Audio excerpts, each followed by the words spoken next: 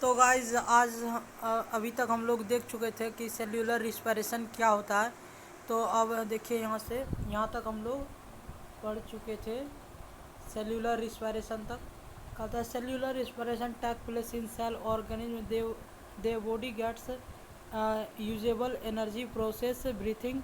Cellular respiration, जब हम लोग सेल्यूलर रिस्पिरेशन करते हैं तो उसके दौरान क्या होता है कि बॉडी में जो मतलब इस प्रोसेस के दौरान बॉडी में एनर्जी प्राप्त होता है। बॉडी में एनर्जी जो होता है उसके द्वारा होता है cellular respiration.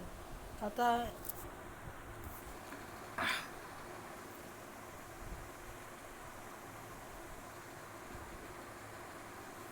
in the cell the food glucose is broken down into carbon dioxide and water presence of oxygen। जब हमारे शरीर में मतलब सेल्यूलर रिस्पिरेशन के दौरान जब हमारे शरीर में जो होता है मतलब फूड का जो है ब्रेक डाउन होता है केमिकल के द्वारा, केमिकल के कंपोजिशन में से, तो वह जो होता है उसमें वाटर और ऑक्सीजन का के प्रेजेंस में ही हो सकता है में होता है की उपस्थिति होता है तो फूड का ब्रेक डाउन होता है।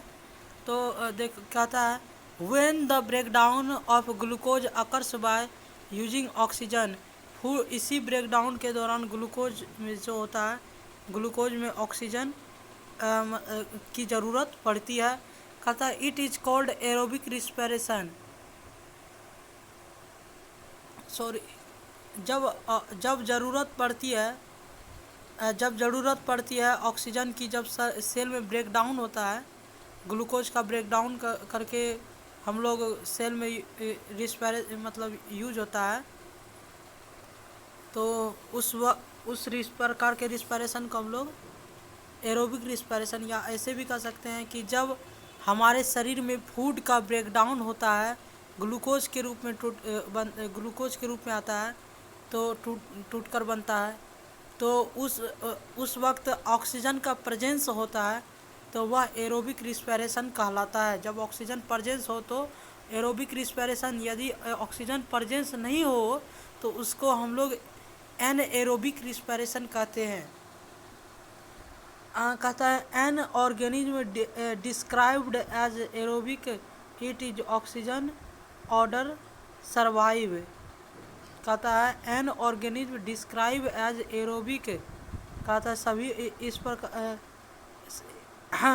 एक ऑर्गेनिज्म को एरोबिक रिस्पिरेशन की ज़रूरत पड़ती है यदि ऑक्सीजन ऑर्डर में सरवाइव करे तो।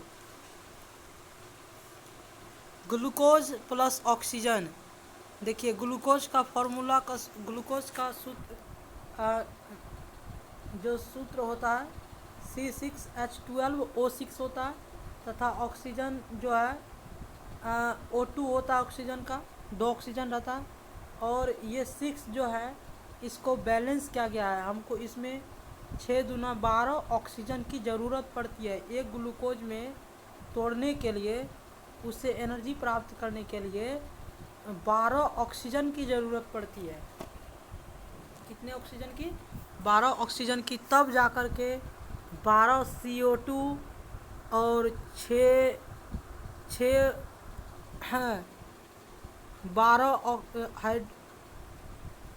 12 हाइड्रोजन और 6 ऑक्सीजन, मतलब कि वाटर जो हो गया 6 वाटर, और एनर्जी प्राप्त होता है हम लोग को शरीर में। ग्लूकोज और ऑक्सीजन के रिस्पिरेशन में एरोबिक रिस्पिरेशन होता है, और यह सभी जो प्रक्रियाएं होती है एंजाइम की मदद से होती है। हाउएवर, देखिए क्या कहता है, however glucose can also break down without using oxygen. कैसे हम लोग ग्लूकोज के बिना glucose can also break down without oxygen. कहता है कि क्या हम लोग जो है कि कैसे हम लोग ग्लूकोज का ब्रेकडाउन जो है बिना ऑक्सीजन का कर सकते हैं, यूज कर सकते हैं। This is called aerobic respiration. जब बिना ऑक्सीजन का ग्लूकोज का ब्रेकडाउन होता है, हाँ, तो वह जो रिस्पिरेशन कहलाता है वह एनएरोबिक रिस्पिरेशन कहलाता है। तो the organism which do not require oxygen to, तो उस प्रकार के ऑर्गेनिज्म को ऑक्सीजन की ज़रूरत नहीं पड़ती है टू प्रोड्यूस एनर्जी, जो कि एनर्जी प्राप्त करते एनर्जी प्रोड्यूस होता है, आर कॉल्ड एनारोबिक ऑर्गेनिज्म। तथा इस प्रकार के ऑर्गेनिज्म जिसको सेल्यूलर रिस्पिरेशन के दौरान ऑक्सीजन की ज़रूरत नहीं पड़ती है, तो उसे हम लोग एनएरोबिक ऑर्गेनिज्म कहते हैं या एनारोब्स कहते हैं। In the absence of oxygen glucose break down ethyl alcohol in dioxide, कहता है कि जब ग्लूकोज का ब्रेकडाउन होता है तो इसमें इथाइल अल्कोहल कार्बन डाइऑक्साइड जो होता है प्रोड्यूस होता है। Anaerobic respiration take place in yeast, anaerobic respiration होता है जैसे कि ईस्ट में जो होता है एनएरोबिक रिस्पिरेशन पाया जाता है। ईस्ट में हम लोग एरोबिक है, क्योंकि हमारे शरीर में जब ग्लूकोज का ब्रेकडाउन होता है तो उसमें ऑक्सीजन की ज़रूरत होती है। अब देखिए इसमें ग्लूकोज को तोड़ रहे हैं डायरेक्ट, तो इसमें जैसे कि यहाँ पे एरोबिक का में था, तो एरोबिक में इसमें जो है ऑक्सीजन की ज़रूरत पड़ी, तो तब जाकर के 12 कार्बन डाइऑक्साइड 6 मोल वाटर और एनर्जी प्राप्त हुआ, और ये एरोबिक रिस्पिरेशन हो गया।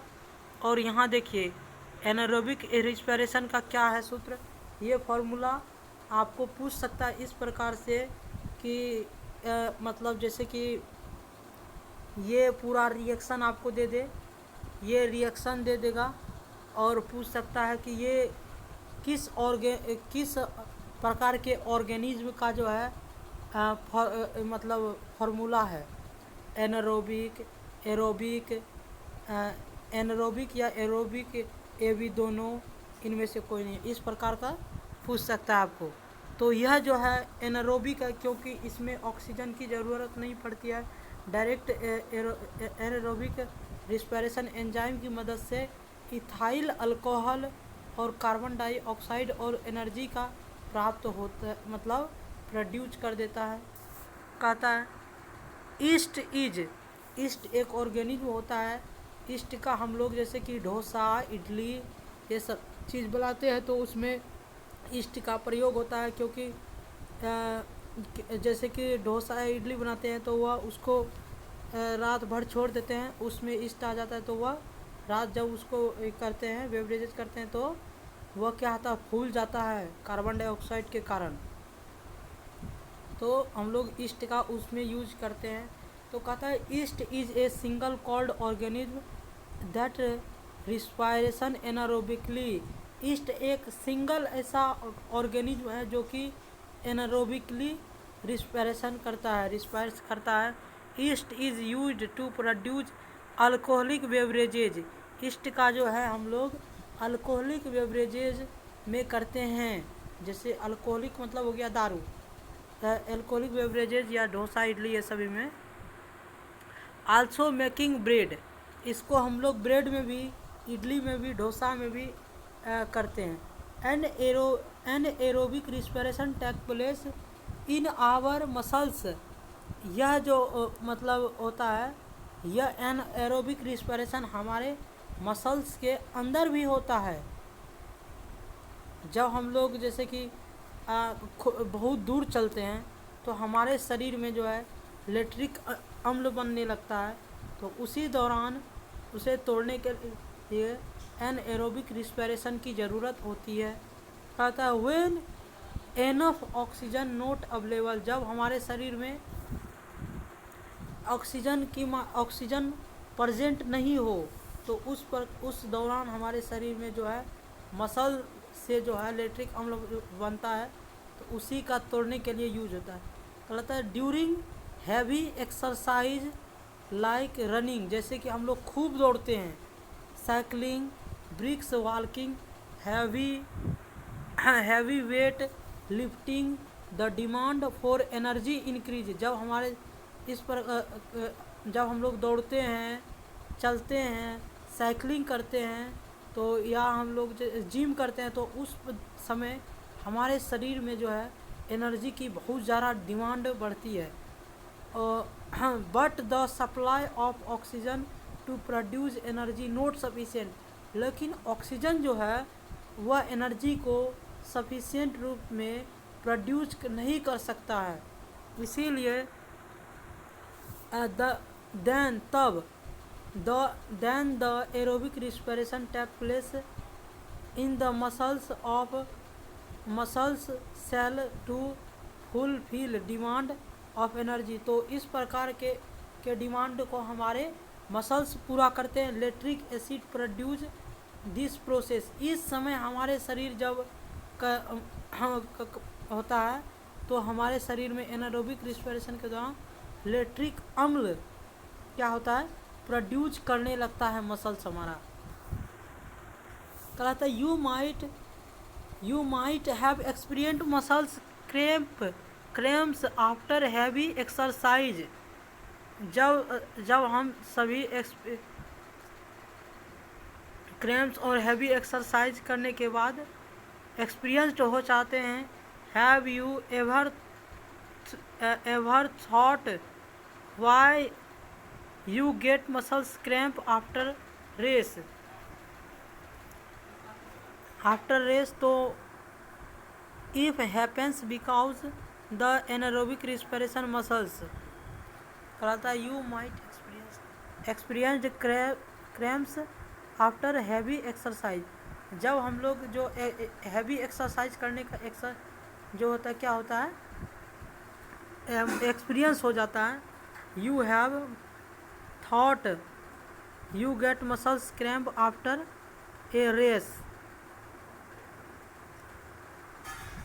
It happens because of anaerobic respiration of muscles cell, the partial breakdown of glucose in the absence of oxygen produce lactic अम्ल। जब हमारे शरीर में या हमारे शरीर में ग्लूकोज के पार्शियल ब्रेकडाउन के दौरान ऑक्सीजन की कमी हो जाती है, तो उस समय जो होता है लैक्टिक अम्ल प्रोड्यूस करने लगता है, शरीर बनने लगता है।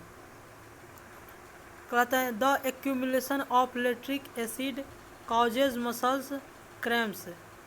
इससे क्या होता है कि बॉडी में जो होता है lactic acid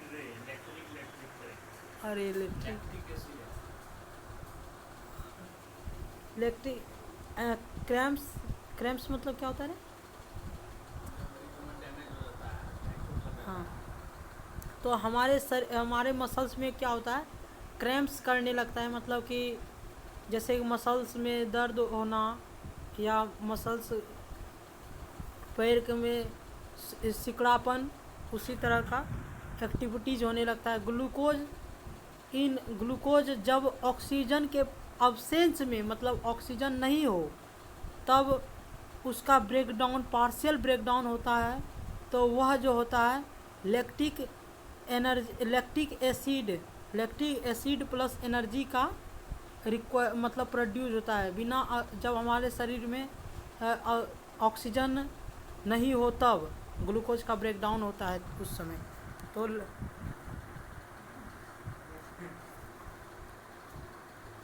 we can get relief for cramps after hot bath.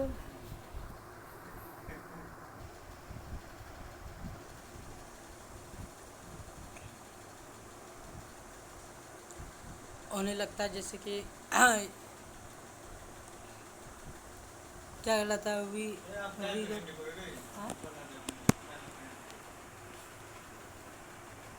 Get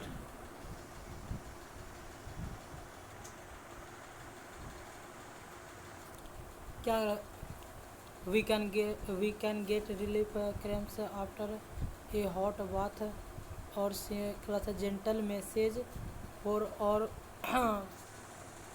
hot bath. जब हम लोग कहते हैं कि जब हमारे शरीर में जो है मतलब पैर में या फुट में जो क्रैम्प्स करने लगता है मसल्स, ये तो वह हमें मैसेज देता है कि हॉट बाथ इम्प्रूव्स करने के लिए circulation of body and he's increases the supply of oxygen this increased supply of oxygen results in further breakdown of lactic acid into carbon dioxide and water।